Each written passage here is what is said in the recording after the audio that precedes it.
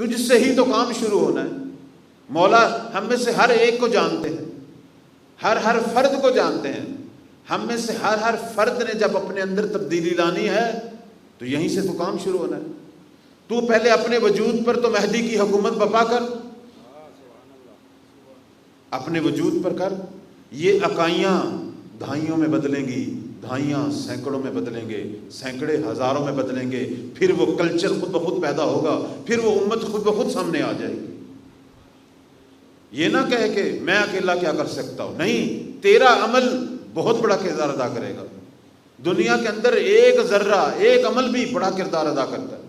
میں مثال دیتا ہوں، دنیا میں ایک درخت کاٹ دیا جائے آکسیجن میں کمی آتی ہے دنیا کی یا نہیں آتی؟ اگر ایک لگا دیا جائے، کیوں؟ تیرے ایک عمل کا بھی بڑا اثر ہے۔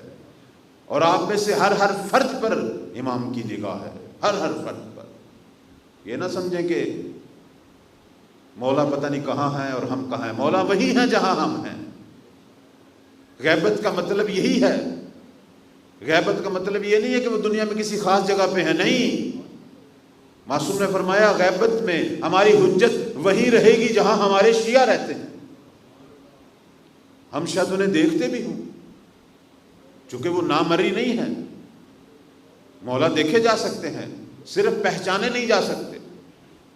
ہماری ہو سکتا ہے گناہ گار آنکھیں ان کی زیارت کرتی ہوں، اس لیے کہتے ہیں جب وہ ظہور کریں گے، جب دنیا انہیں دیکھے گی، اس وقت بہت سارے لوگ کہیں گے کہ ہم نے انہیں پہلے کہیں دیکھا تھا۔